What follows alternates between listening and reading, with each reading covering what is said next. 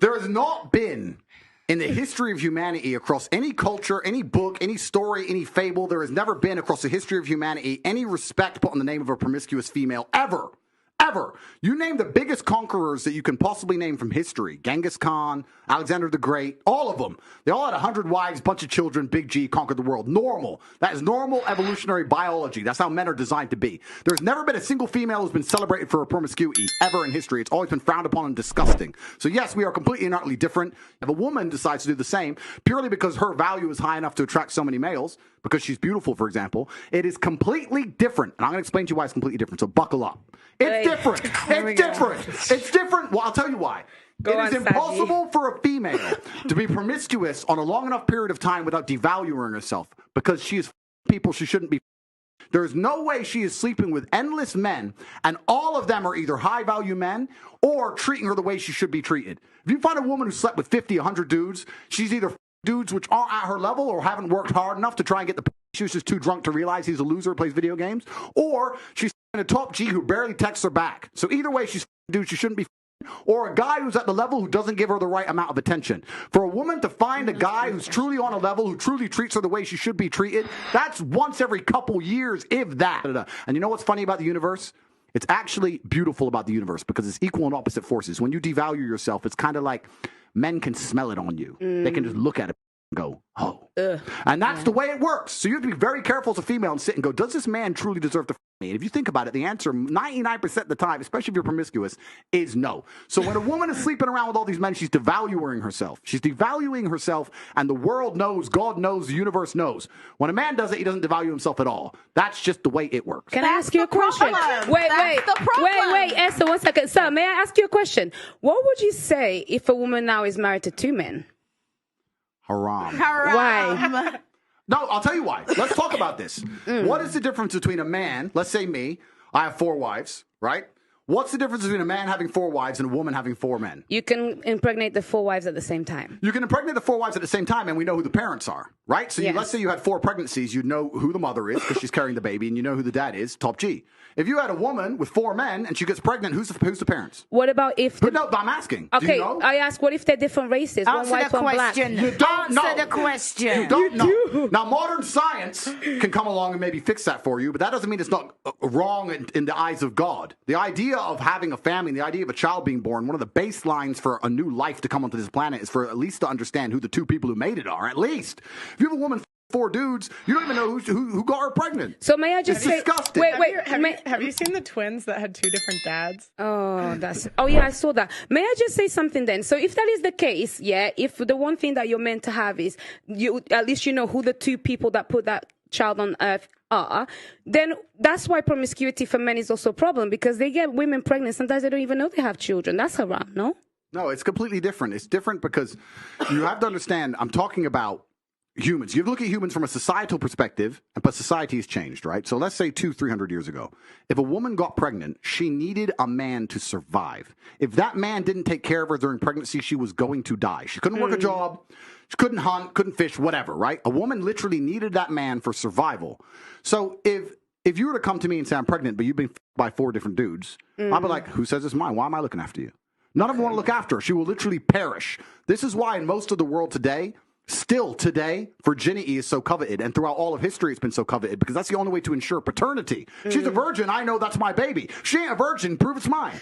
Outside of this modern science bullshit, shaitan, the devil we have here in the West, in most of the world today, without virginity or at least a low body count or at least anti-promiscuity, you can't tell that that's your baby. So it's a completely different thing. You're looking at the idea of a woman being pregnant and coming to a group of men and saying, one of you has to take care of me and put up with me when I'm fat and moody and annoying and I need my bills paid. And all the men are going to sit there and go, no, prove it's mine. You can't prove it, bounce. Where it's different. If I get 4 women pregnant, we know the deal. Okay, so let me ask you a question. So obviously back then for survival, women needed a man. Otherwise, when they were pregnant, could die and all of these things, they would perish. In today's society, given evolution, given the fact that as women we can go and get... Men. Yeah, but I'm not saying that. Isn't there a glitch between what is actually happening and the nature of what we have in our bodies? I think that's probably the conflict that we're having right now. Glitch in what way? in the sense that women don't feel like they need men in the most physical sense, perhaps that's like right. naturally. It's very interesting. Women don't feel like they need men in a physical sense because life is soft, but it's bullshit. And it's bullshit because you still need men by proxy, one, and two, the second life gets difficult, you very quickly learn how much you need men. But women will go, I'm an independent, I don't need no man because I have an OnlyFans and men pay my OnlyFans, and if anyone comes up to me, I'll call a male police officer. I don't need men. Shut up, you idiot. Of course you do. You just named your whole life is based on men. The road you're driving on was paved by a man. The house you're living in was built by a man. The car you're driving was designed by a man. Your whole life depends on men. And the second anything bad were to happen to you, the second you were physically threatened, or times were to get hard, or war were to start, or famine, or riots, the first thing you do is find a big strong man, yourself, and throw the feminism out the window. Feminism goes out the window the second that the snow needs shoveling, or there's a broken down car, or the tire needs changing. Then all that crap vanishes. It's garbage.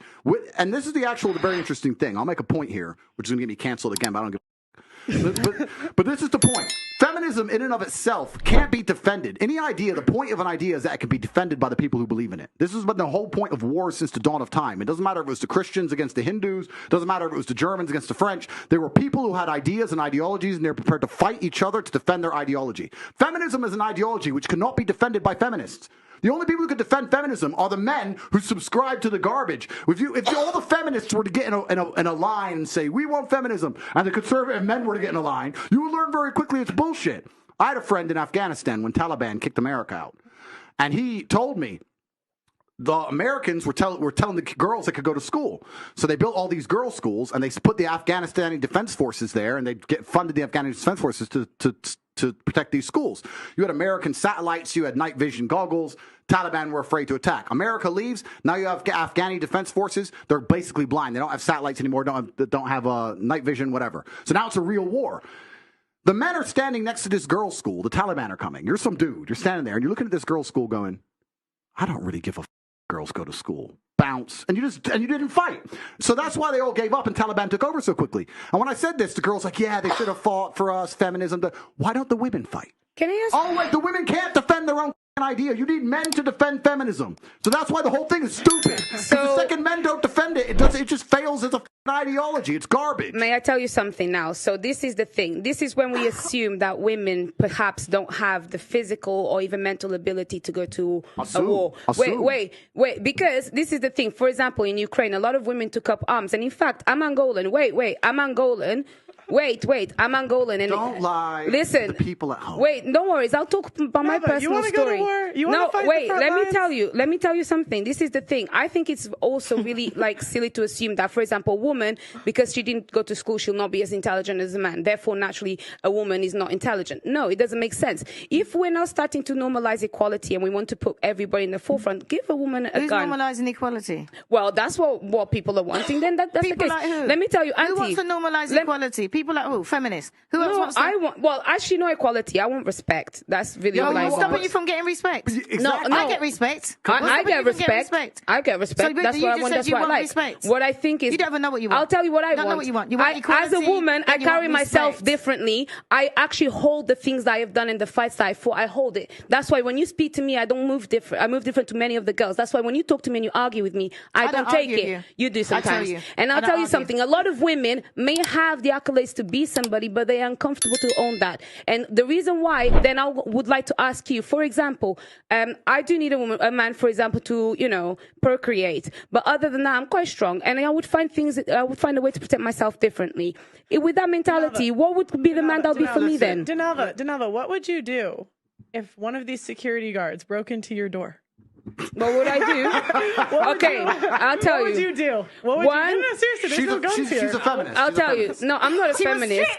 I'm not a feminist. I'm a bit smarter. Okay. I'd play dead. One.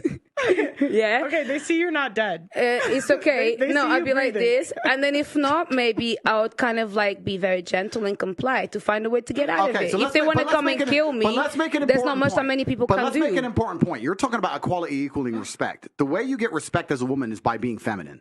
There's nothing, we can be equal and very, very different. I'm not saying that there's not equality, but you've confused equality with the same. You can be equal with completely different things. You can have a bishop and a knight on a chessboard. They're equal in terms of points, but they do different things, right? A woman can have equal respect to a man if she is very good at being a woman, and a man gets respect for being very good at being a man. When a woman decides she wants to act like a man, or a man wants to act like a woman, that's where all gets we try and pretend it's all the same. It's not the same.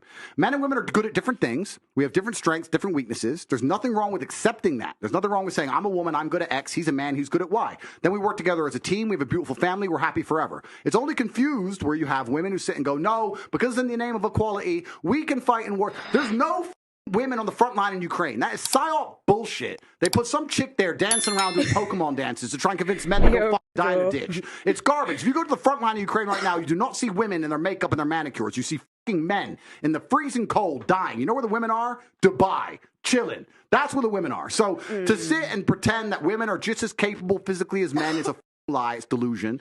To say that you're as strong as men is delusion. You are good at other things. You're better than men at a lot of things, but it's not the physical world. السلام عليكم.